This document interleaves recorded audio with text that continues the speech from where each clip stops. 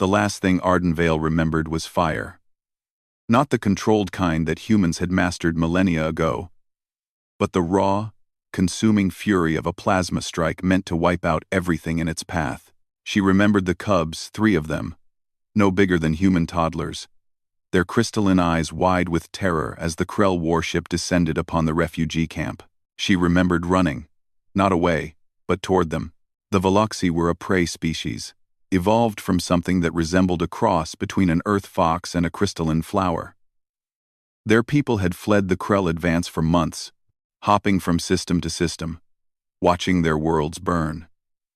The cubs had been playing near the shelter's edge when the sensors failed. By the time anyone noticed the breach, the strike was already inbound. Arden's body moved before her mind caught up.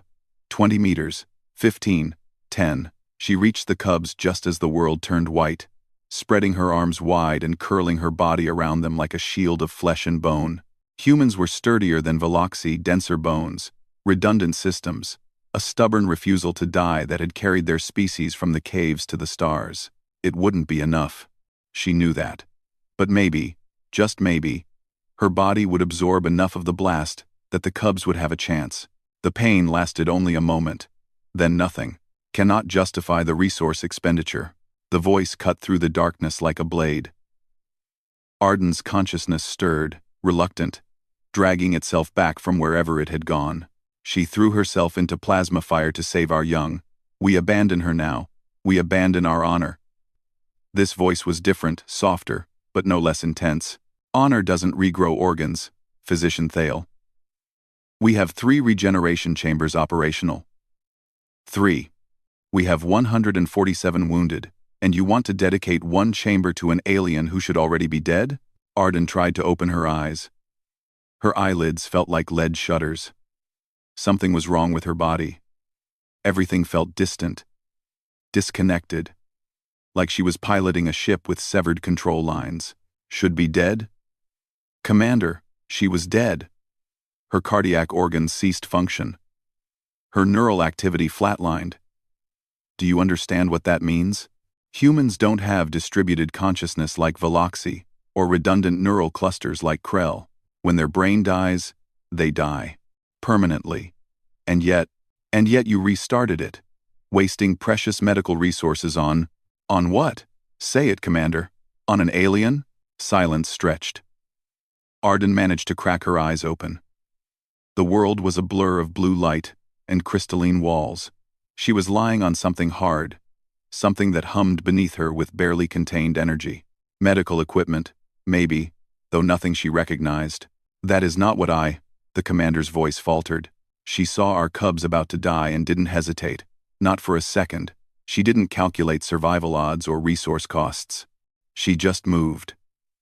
Physician Thale's voice cracked. The Krell came for us because they believe prey species don't deserve to survive.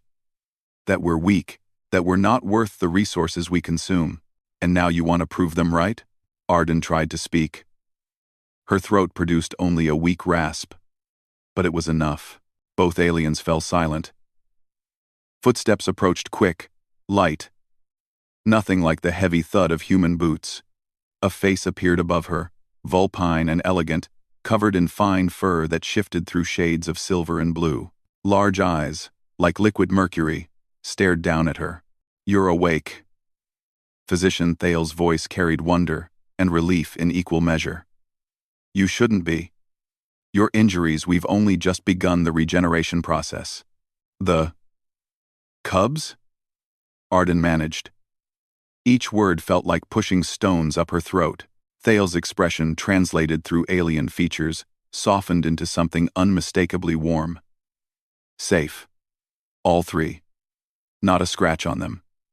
She paused. Because of you. Good. Arden let her eyes drift closed again.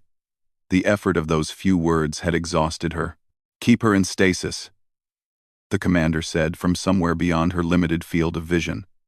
His voice had changed, lost some of its sharp edge. Use the regeneration chamber. Commander.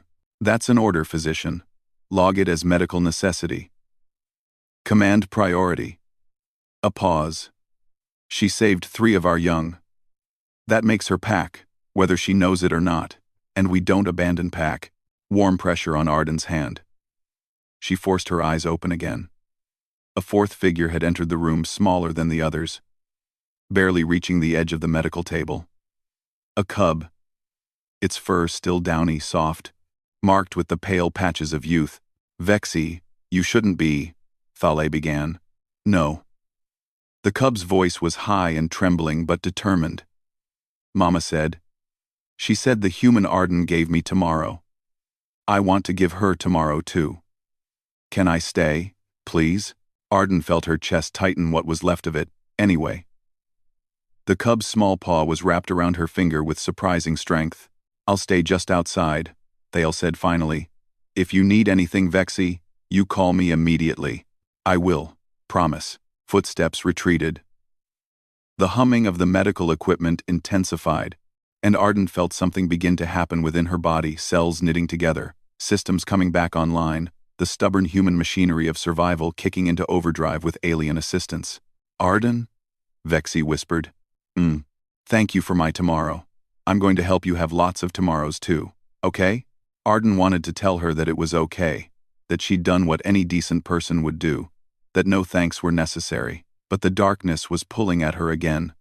Gentler this time, the regenerative sleep that would carry her through the worst of the healing. "Okay," she whispered instead. The cub's paw tightened around her finger. Somewhere in the medical bay, machines worked to rebuild what plasma fire had destroyed, and Arden Vale, who had thrown herself into death to save 3 small lives, allowed herself to believe that maybe, just maybe, her tomorrows were worth fighting for too. Because if humans were good at one thing, it was surviving. And if they were good at 2 things, the second was never leaving their pack behind. She'd woken up on a table to aliens debating her worth, but she'd also woken up to a cub holding her hand and a commander calling her pack. That seemed like a fair trade.